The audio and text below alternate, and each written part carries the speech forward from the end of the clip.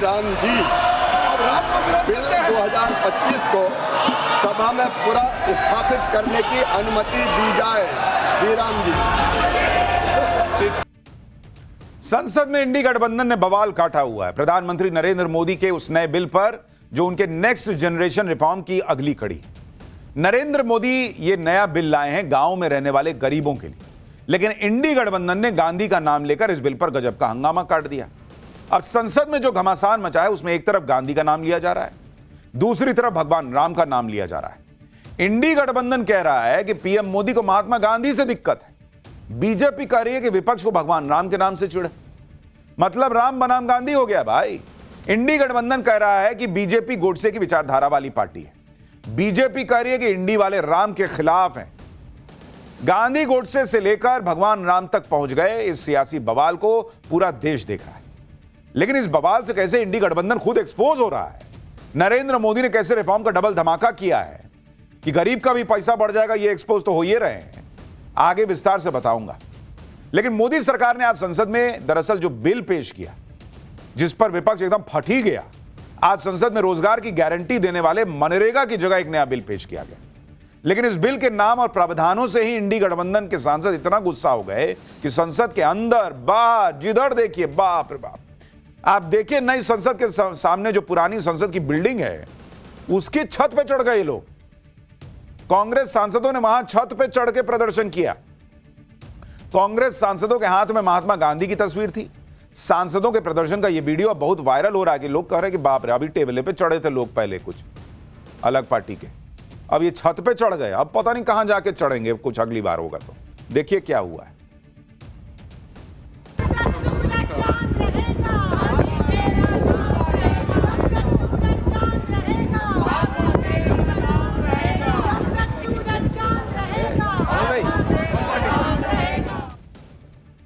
नई संसद के परिसर में भी इंडी गठबंधन के सांसदों ने महात्मा गांधी की तस्वीर हाथ में लेकर प्रदर्शन किया।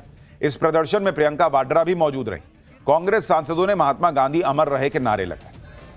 संसद के अंदर और बाहर इंडी गठबंधन का यह गुस्सा इसलिए फूटा क्योंकि आज लोकसभा में केंद्रीय मंत्री शिवराज सिंह चौहान ने रोजगार गारंटी से जुड़े ये जो मनरेगा कानून ये लेकर आए थे यूपीए वाले, उसकी जगह एक नए बिल को पेश कर दिया।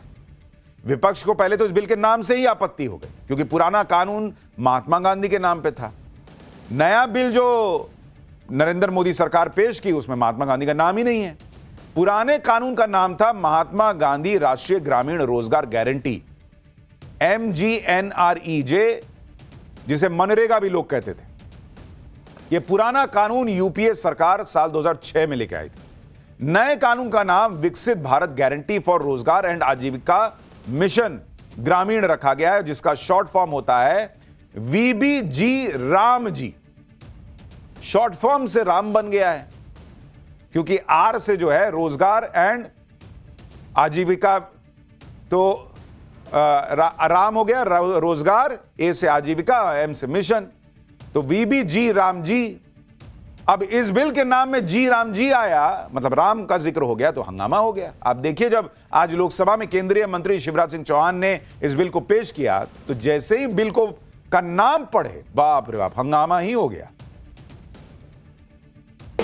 माननीय अध्यक्ष महोदय, मैं प्रस्ताव करता हूं कि मुझे विकसित भारत गारंटी फॉर रोजगार एंड आजीविका मिशन ग्रामीण VBG राम जी, विकसित भारत जी राम जी बिल 2025 को सभा में पूरा स्थापित करने की अनुमति दी जाए। जी राम जी। अब उसमें प्रभु श्री राम का नाम नहीं है, वो शॉर्ट फॉर्म ऐसा बन रहा है कि वो जी राम जी बन रहा है। लेकिन विपक्ष एकदम बाप रे बाप, नए बिल में महात्मा गांधी का नाम नहीं होने से एकदम भड़क गए लोग। संसद के अंदर और बाहर महात्मा गांधी के पोस्टर लहरा दिए। विपक्ष माहौल बना रहा है कि बीजेपी की गोडसे वाली विचारधारा है, उसे गांधी के नाम से दिक्कत। बीजेपी कह रही है कि विपक्ष को भगवान राम के नाम से चिढ़ है, इसलिए ये लोग विरोध कर रहे हैं। देखिए ये लोग कैसे आपस में लड़ लिए। It's a very serious insult to the memory of Mahatma Gandhi, number one. This is G Ram मतलब गोडसे राम, number one. इसमें कहाँ दो राय है। बापू का विचार अलग था, ये लोग नाथूराम गोडसे के विचार वाले हैं, तो दोनों में कोई सामंजस्य तो है नहीं। विपक्ष को राम जी के नाम से हमेशा विरोध रहा है, उनको आपत्ति होती है, पता नहीं क्यों। एक परमात्मा के नाम से उनको आपत्ति होती, मुझे समझ में नहीं आता। वो गांधी को भी उनको अच्छा नहीं लगता, ये पहले बार हमारा मालूम हुआ। और महात्मा गांधी को भी अच्छा नहीं लगता। अभी ये बीजेपी लोग प्रूव कर दिया कि वो लोग नाथूराम गोडसे का ही आदमी है और किसी का आदमी नहीं है। वो तो गांधी के नाम से बुखार आता है, बेवजह का ये कवायद क्यों कर रहे हैं? एक बाद में उसका नाम गोडसे योजना कर दे, ज्यादा अच्छा है। जिन्होंने प्रभु राम के भक्तों पर गोली चलाई थी, वो आज राम की बात कर रहे हैं, गांधी जी की बात कर रहे हैं। कांग्रेस पार्टी ने गांधी जी का कितना सम्मान किया, उनके मूल्यों का कितना सम्मान किया। मैं तो एक ही बात कहूंगा, गांधी जी कभी परिवारवाद की बात करते थे क्या? नाम को लेकर संसद के अंदर भी घमासान हो गया।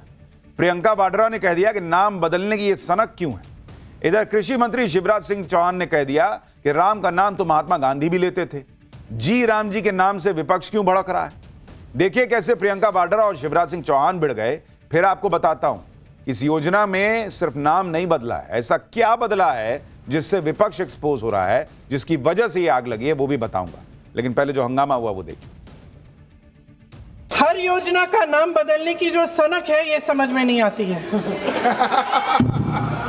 सर, जब जब ये किया जाता है, तो सरकार केंद्र को पैसे खर्चने पड़ते हैं कि बिना चर्चा के, बिना इस सदन की सलाह लिए इस तरह से जल्दी में विधायक को पास नहीं होना चाहिए। और कोई विधायक किसी की निजी महत्वाकांक्षा, सनक और पूर्वाग्रहों के आधार पर न तो पेश होना चाहिए और न ही पास होना चाहिए। हमारे दिलों में बसते हैं, उनका हम पूरा सम्मान करते हैं। और बापू ही कहते थे राम राज, राम हमारे रोम रोम में रमे हैं, राम हमारी हर सांस में बसे हैं। बिना राम के ये देश नहीं जाना जाता। पता नहीं क्यों जी राम जी नाम आ गया तो ये भड़क गए। महात्मा गांधी स्वयं राम राज्य की स्थापना की बात करते थे और उनके अंतिम शब्द भी हे राम थे। बापूजी का पूरा सम्मान करते हुए राम राज की स्थापना। इसके पहले कई रोजगार की योजना आई। एक योजना का नाम था जवाहर रोजगार योजना। बाद में कांग्रेस ने जवाहर रोजगार योजना का नाम बदल दिया। तो क्या पंडित जवाहरलाल नेहरू जी का अपमान हो गया? प्रियंका वाड्रा भड़की हुई हैं कि नाम बदलने की यह सनक क्या है। भाई लोग तो पूछेंगे कि नाम बदलने का सबसे बड़ा इस देश में कोई उदाहरण है तो वो तो गांधी परिवार है। नेहरू जी की फैमिली से आ रहे हैं, नाम में गांधी लगा रखा है, खुद अपना नाम जो है वो बदल के चल रहे हैं और योजना का नाम बदल दिया गया कहीं तो उनको सनक लग रही है।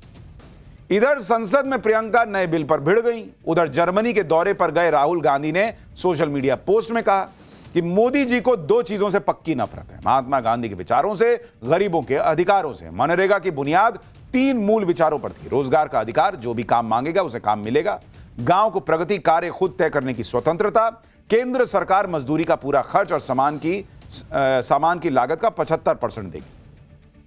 अब प्रधानमंत्री मोदी इसी मनरेगा को बदलकर सारी ताकत सिर्फ अपने हाथों में केंद्रित करना चाहते हैं। बजट, योजनाएं और नियम केंद्र तय करेगा।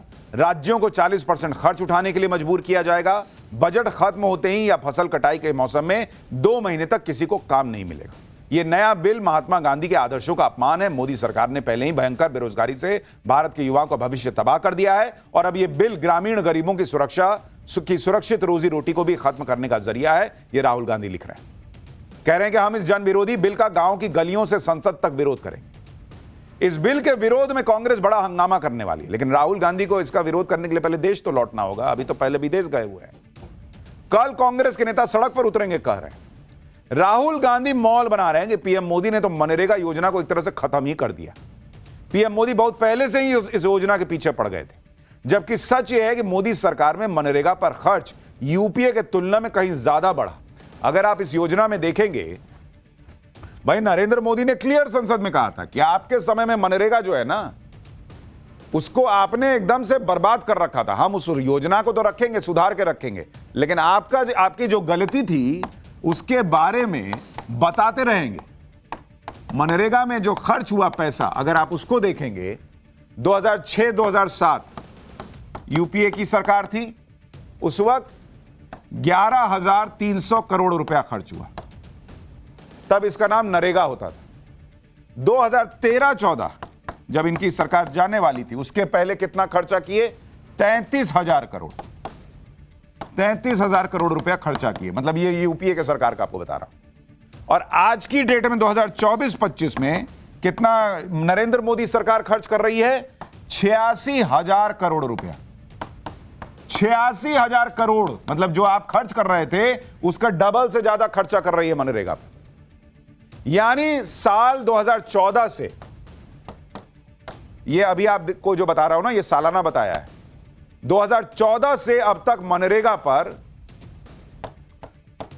2014 से अब तक कितना खर्च की है मोदी सरकार?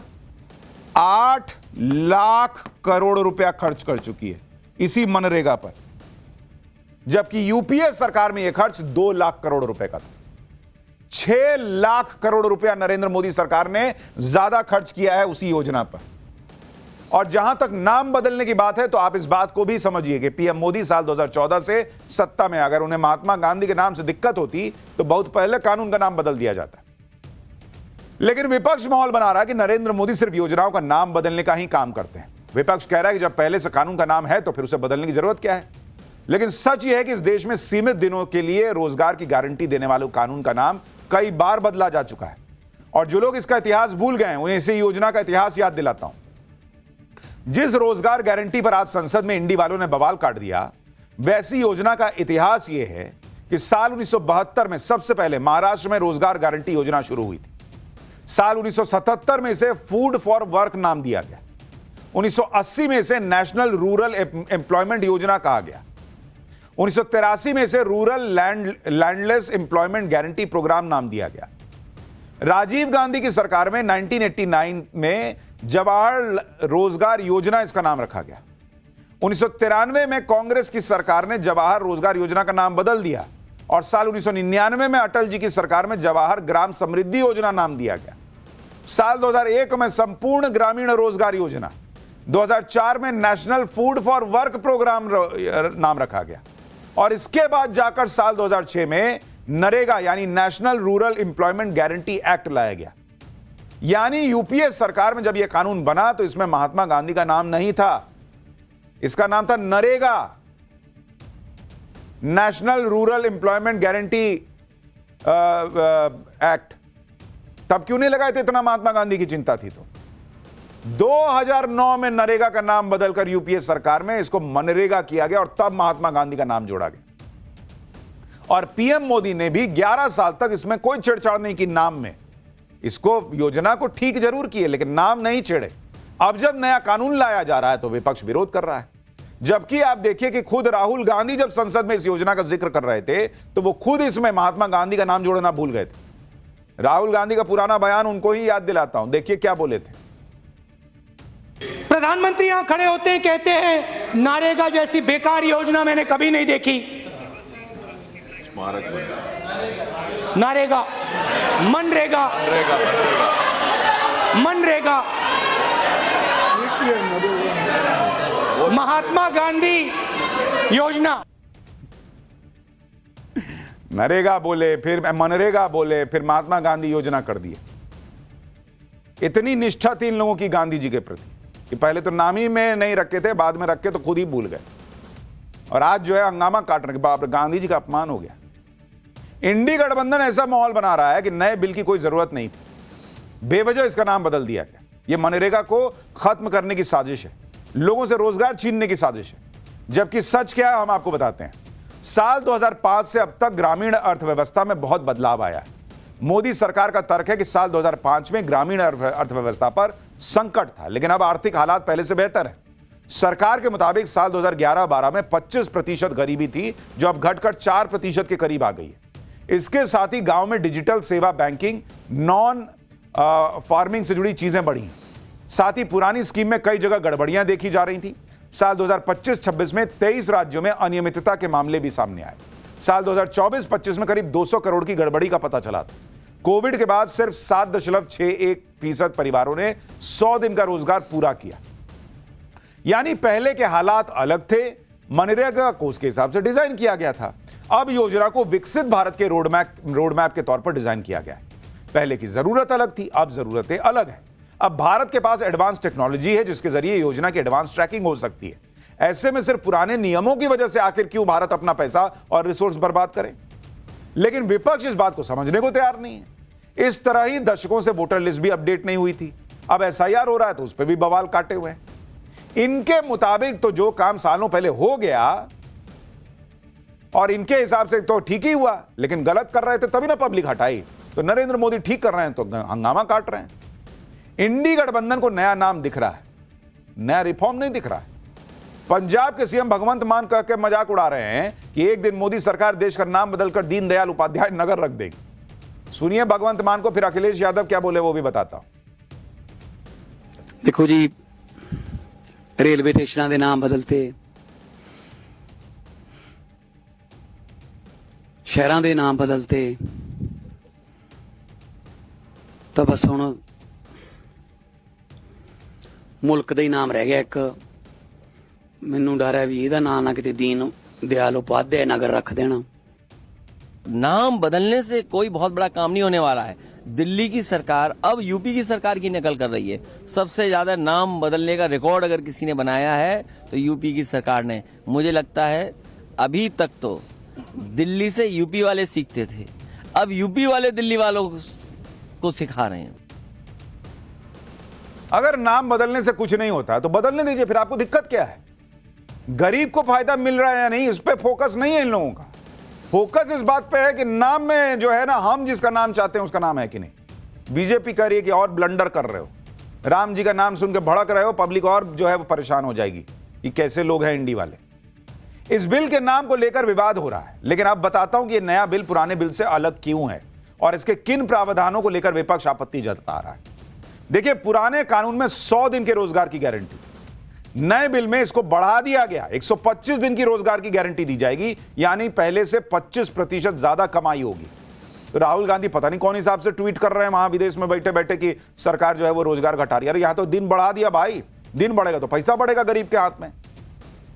लेकिन विपक्ष कह रहा है कि जब 100 दिन की गारंटी अभी नहीं दी जा रही तो 125 दिन का भुगतान कैसे होगा? पुराने कानून में 90% खर्च केंद्र सरकार उठाती थी, 10% राज्य। नए बिल में 60% खर्च केंद्र सरकार उठाएगी, 40% राज्य सरकार उठाएगी। विपक्ष कह रहा है कि इससे राज्य सरकारों पर ज्यादा बोझ बढ़ेगा। क्यों भाई, इतनी आपको चिंता है गरीब को रोजगार देने की तो खर्चा भी कीजिए। पुराने कानून में मनरेगा के तहत कोई फिक्स टारगेट नहीं था, एक सटीक राष्ट्रीय रणनीति का अभाव था। लेकिन नए बिल में भविष्य की जरूरतों को देखते हुए मुख्य तौर पर 4 काम निपटाए जाएंगे, जिसमें जल सुरक्षा, core rural infrastructure, livelihood related assets पर जोर दिया जाएगा। लेकिन इंडी गठबंधन यह आरोप लगा रहा है कि नए कानून के जरिए गांव के फैसले दिल्ली में बैठकर होंगे। सुनिए डिंपल यादव। ये सरकार तो भाई नाम बदलने वाली सरकार है। अगर आप लास्ट 10 इयर्स में देखेंगे तो मनरेगा में आप 60 दिन भी मजदूरी नहीं दे पाए हैं लोगों को, और वहीं आप कह रहे हैं कि आप 125 दिन देंगे मजदूरी। तो पहले सरकार आंकड़े पेश करे कि पिछले 10 सालों में उन्होंने कितनी मजदूरी दी है मनरेगा के तहत और कितना % घटा है मनरेगा का जो पूरा बजट है वो कितना घटाया है सरकार ने। पहले वो इस बारे में बात करें। और ये नाम बदलने वाली सरकार है। अब डिंपल यादव जी को शायद पता नहीं है, लेकिन अभी मैंने आपको बताया कि 8 लाख करोड़ रुपए खर्च हुए हैं मनरेगा के लिए। तो कैसे लोगों को रोजगार नहीं मिल रहा है पता नहीं। नए कानून में एक बड़ा बदलाव इस चीज को लेकर है कि मोदी सरकार ने राज्य सरकारों पर अतिरिक्त बोझ डाल दिया, यह आरोप लग रहा है। जबकि सरकार कह रही है कि पूर्वोत्तर और पहाड़ी राज्यों में खर्च का अनुपात 90-10 का ही रहेगा, यानी 90% केंद्र खर्च करेगा पहले की तरह। पहले भी राज्य सामग्री लागत का 25% वहन करते थे। इसके अलावा पहले की तरह बेरोजगारी भत्ता जारी रहेगा और कंपलसरी रहेगा। ग्राम पंचायत केंद्रीय भूमिका में बने रहेंगे। दरअसल सरकार का यह तर्क अब राज्य जिम्मेदारी के साथ साथ लागत भी साझा करेंगे, यह सुनिश्चित करेगा। इससे राज्य सरकारें दुरुपयोग रोकने के लिए और ज्यादा प्रोत्साहित होंगी। यह साझेदारी मॉडल की दक्षता को बढ़ाएगा और दुरुपयोग को कम करेगा, क्योंकि नरेंद्र मोदी खुद यह बात संसद में कहते आए हैं कि मनरेगा के बारे में कि वो इस योजना को बंद नहीं करेंगे, क्योंकि ये तो विफलताओं का स्मारक है। हां, सुधारेंगे जरूर। सुनिए पीएम ने क्या कहा था। मेरी राजनीतिक सूझबूझ कहती है कि मनरेगा कभी बंद मत करो।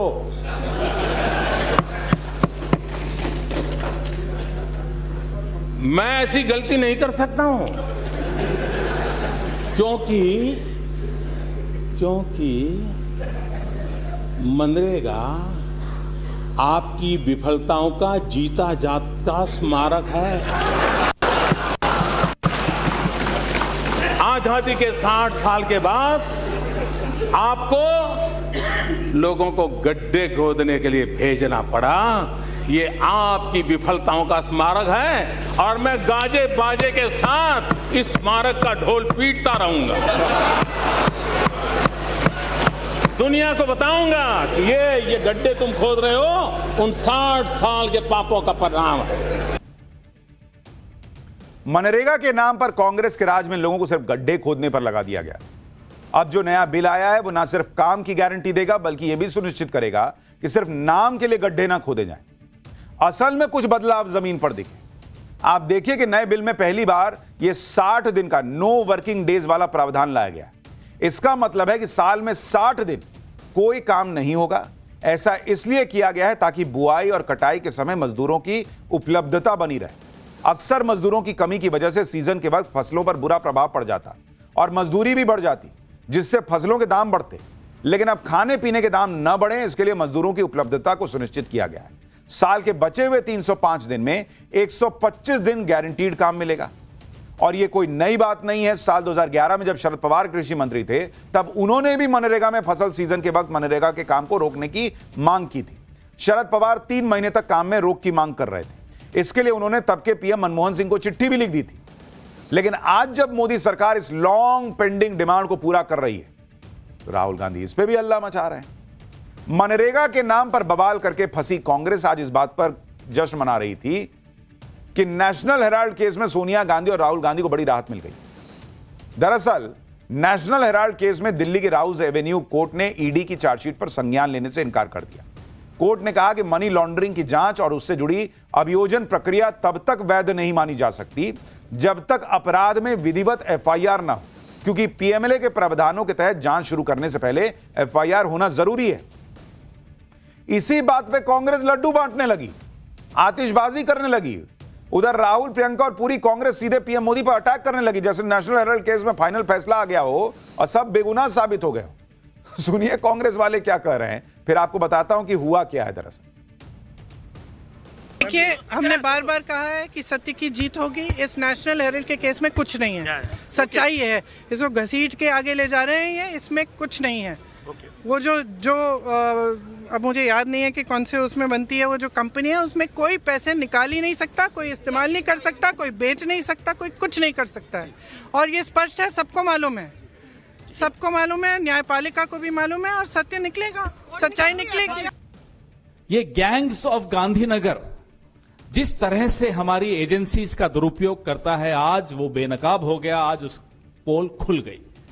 राउज एवेन्यू की एक अदालत ने नेशनल हेराल्ड, जो पिछले 12 साल से आप लोग रोज सुनते हैं लगभग, का जो केस, जो ईडी ने एक फर्जी केस बनाया था, आज ईडी के उस केस का संज्ञान लेने से इनकार कर दिया। कांग्रेस यहां भी जश्न मनाकर फंस गई, क्योंकि नेशनल हेराल्ड मामले में कोर्ट ने आज जो कहा उस पर ईडी ने भी कह दिया कि कोर्ट ने जो भी फैसला दिया है वो तकनीकी आधार पर दिया है। केस की मेरिट पे कोई टिप्पणी नहीं की है कोर्ट ने। ईडी सूत्रों के मुताबिक दिल्ली पुलिस की तरफ से एफआईआर दर्ज किए जाने के बाद ईडी अपनी जांच जारी रखेगी। जैसे ही दिल्ली पुलिस चार्जशीट दाखिल करेगी उसके बाद ईडी दोबारा चार्जशीट पेश करेगी। ईडी का अब भी दावा यही है कि national Herald case money laundering का स्पष्ट मामला है, यानी मामला सिर्फ प्रक्रिया के सही या गलत होने का था, जिससे कांग्रेस अपनी जीत बताकर जश्न भी मना ली। जबकि ईडी ने सोनिया गांधी, राहुल गांधी पे जो आरोप लगे हैं उस पर अभी तक तो कुछ कहा ही नहीं है, वो तो वैसे के वैसे हैं आरोप। लेकिन कांग्रेस ने मिठाई बांट दी भाई कि हो गया, अब क्या, सब खत्म है मामला। नेशनल हेराल्ड केस को कांग्रेस राजनीति से जोड़ रही है और नरेंद्र मोदी पर अटैक कर रही है। लेकिन नरेंद्र मोदी का फंडा क्लियर है, कुछ गलत होगा तो एक्शन तो होगा। आप देखिए कि कैसे पीएम मोदी एक के बाद एक ताबड़तोड़ एक्शन लेने में लगे। आज ही थाईलैंड से लूथरा ब्रदर्स को पकड़कर भारत लाया गया। गोवा में नाइट क्लब में लगी आग के आरोपियों लूथरा ब्रदर्स घटना के तुरंत बाद थाईलैंड भाग गए थे। आज उन्हें दिल्ली ले आया गया है। दिल्ली एयरपोर्ट पर गोवा पुलिस की टीम ने दोनों को गिरफ्तार भी कर लिया। उधर आर्थिक अपराध के भगोड़े आरोपी नीरव मोदी को भी देश लाने की तैयारी तेज कर दी गई है। नीरव मोदी ने भारत के प्रत्यर्पण के खिलाफ अपील की है। इसी को लेकर सीबीआई और ईडी की टीम एक्टिव हो गई है। लंदन में कानूनी लड़ाई लड़ने की तैयारी की जा रही है ताकि नीरव मोदी बचकर भाग ना पाए। तो नरेंद्र मोदी छोड़ने वालों में से तो है नहीं, सबका टाइम आएगा। For more of such videos, do like, share and subscribe to ET Now Swadesh.